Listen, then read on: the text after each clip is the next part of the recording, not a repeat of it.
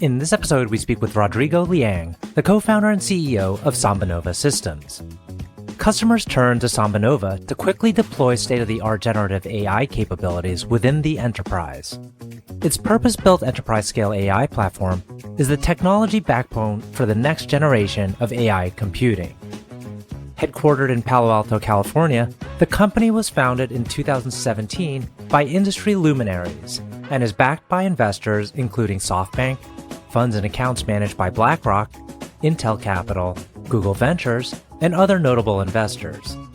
I'm your host, RJ Lumba. We hope you enjoy the show. If you like the episode, click to follow. RJ Lumba is the managing partner of GrowthCap and the executive chairman of Market Insight Media. He is the host of Growth Investor, a podcast featuring today's best investors, executives, and founders. In the minutes ahead, we'll uncover insights and strategies for accelerating growth and succeeding in business. Rodrigo, thank you so much for taking the time to chat with us today. It's a delight to be with you. Yeah, thanks for having me, RJ.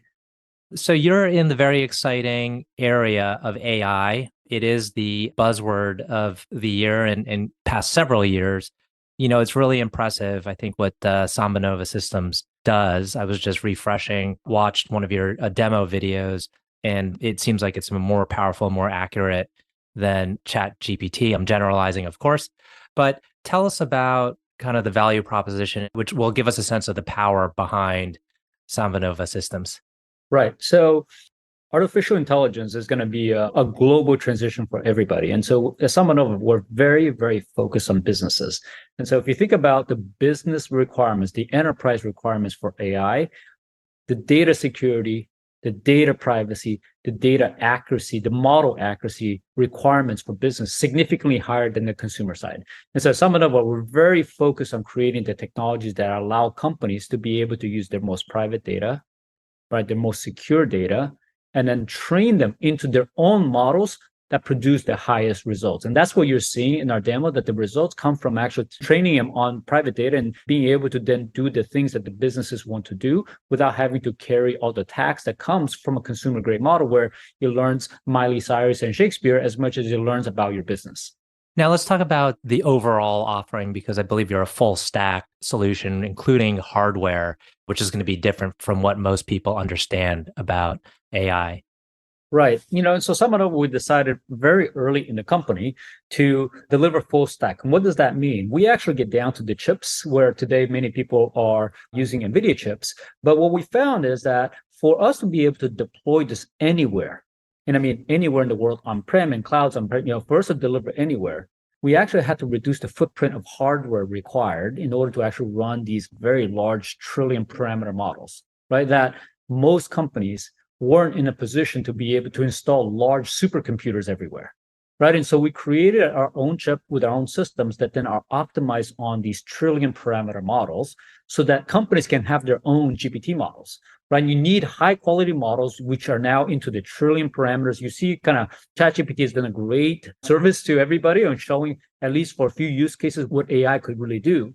But now many businesses are thinking, well, I might not be able to disclose my data to those domains. How can I have those capabilities, but in a private domain? And so because we have a full stack where we do our own chips, our own systems, our own software, and preload these models on behalf of our customers, then we can just roll in everything included into the customer secure environment and start training on the private data without having them disclose it outside their firewalls.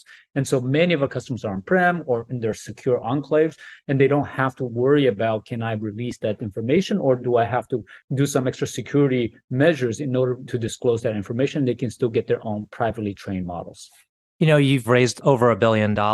I'd like to actually, for the benefit of our audience, provide an illustrative example of a company using your system. Before we do that, though, I'd love to get into your background, because I think that'll help set the stage. This is a Herculean task, I feel like, what you've been able to kind of build. So if we could go back to the beginning, tell us where you started and kind of your career path.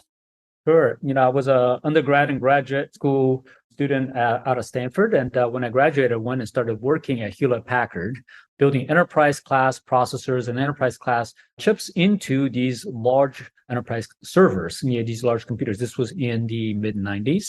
And over the course of that period, installed a lot of mission critical systems into the largest companies in the world. So a lot of kind of what I've learned over the last 25, 30 years of just creating technology for enterprises is just how complex business needs are when it comes to managing their data, managing their computing, managing mission critical applications. Once you deploy in production, it can't go down. It has to be able to be audited. It has to be all the things that businesses have to worry about. And so build an entire career around building technology for those use cases and moved around. Did a couple of startups, ended up running Sun Microsystems Spark processor unit for the development of that for 15 years through the acquisition of Sun by Oracle, where I just learned a lot about what enterprise software looks like and how do you create high quality, highly secure, highly private software that allows enterprises to build entire businesses around, right? And so when we started in 2017 with my co-founders who are professors at Stanford,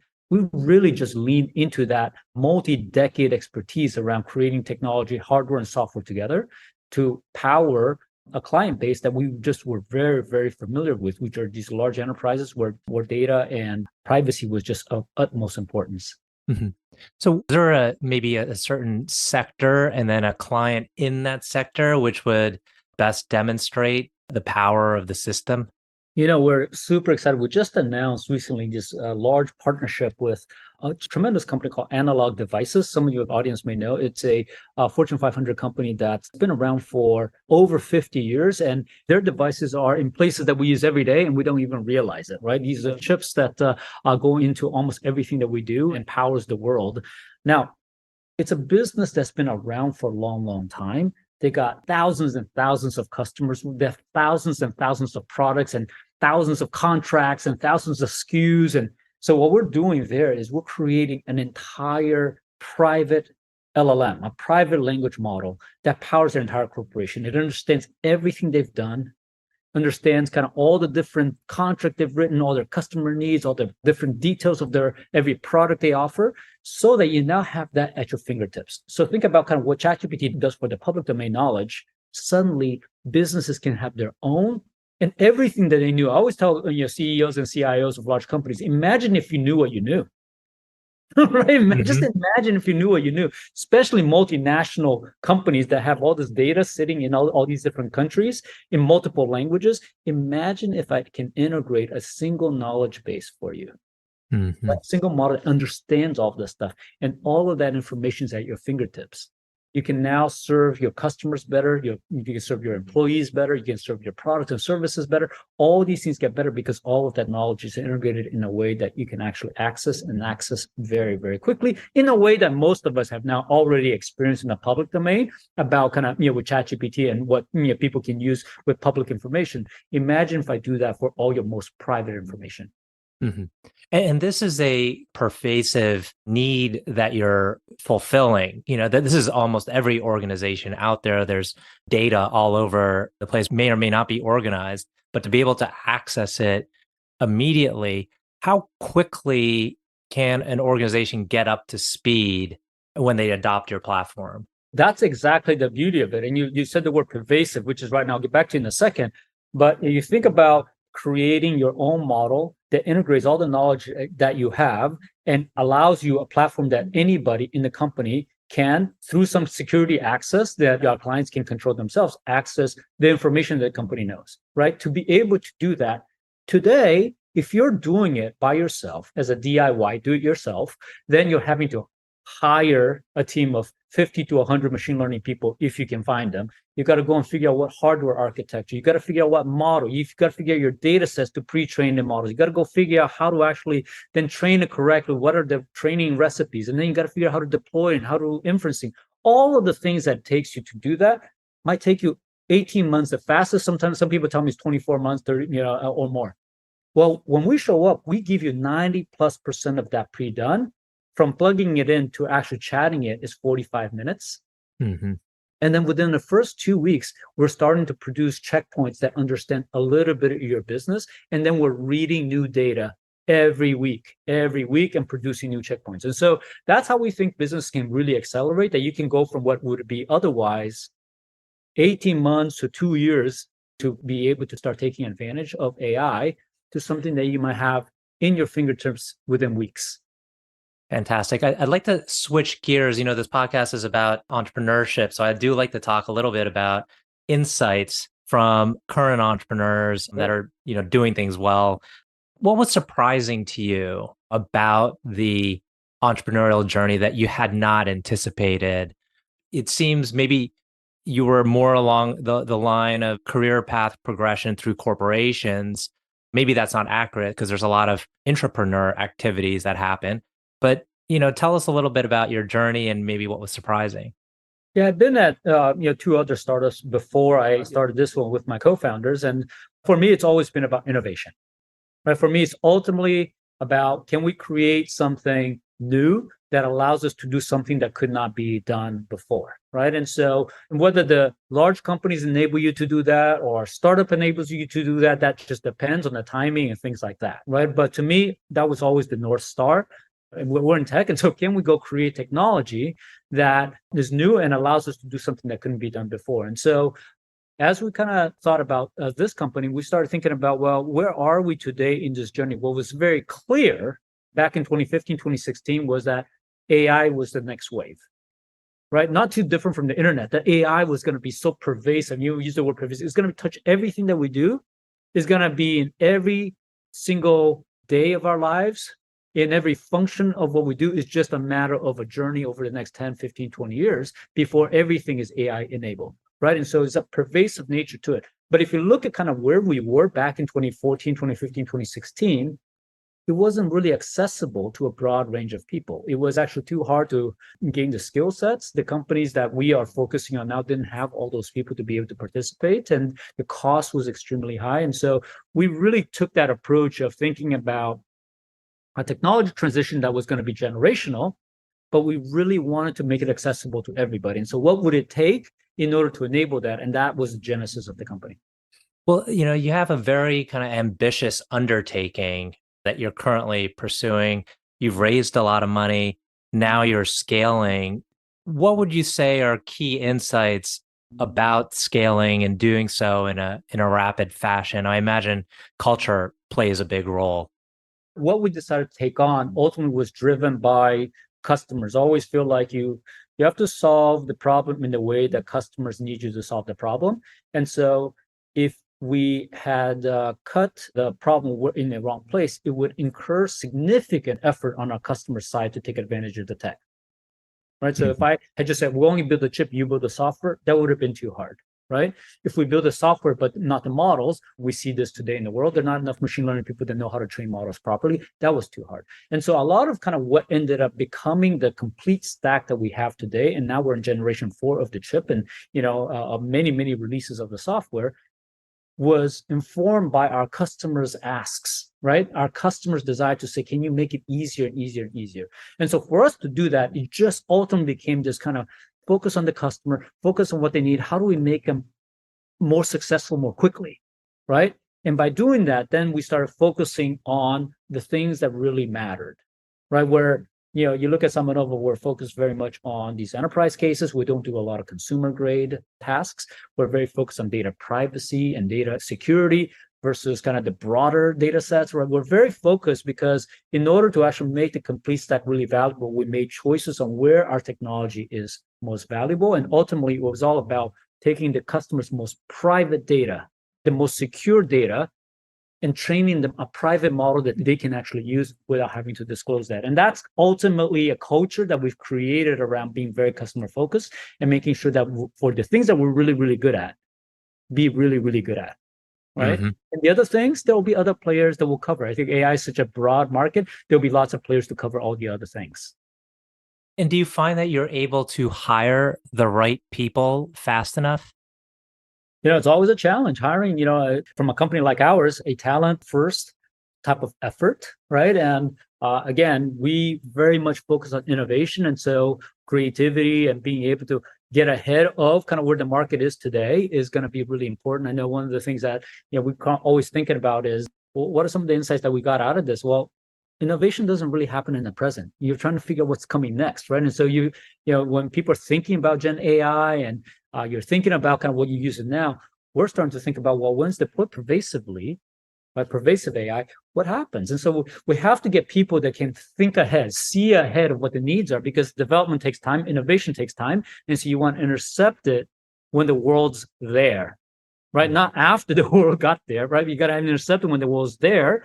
And we think that pervasive AI is the problem that we have to solve. The models individually are okay, not that interesting, and all of us are solving it, but deploying it everywhere.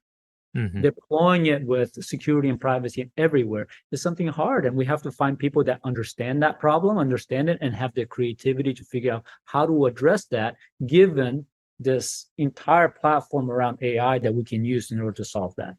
A key component, and this is going to be an obvious statement, but a key component to your company being successful is the capital, having the right amount of capital there, the right partners. You've got an incredible set of investors, brand names, SoftBank, BlackRock, Intel, Google.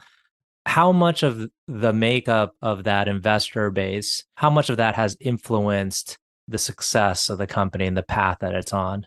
Oh, super important. You have to get people who view the world through the same lens, right? That it's a journey. AI is going to be a journey. It's going to be a complete transformation to our industry, but we have to stay in it for the long haul, right? And so you have to stay in, you have to continue to invest, you have to produce product after product after product, learn with the customers, engage with them, and then continue to improve. And so having these long-term investors in has been just tremendous, because not only, of course, they can support the company financially, but they also have this vision of how do we help the industry transform? Because, these trillion-dollar industries, they don't change overnight.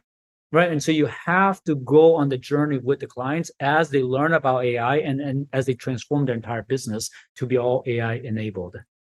We're going to close with a couple questions, but before we do that, I'd like to get the best advice or insight you received about building a company.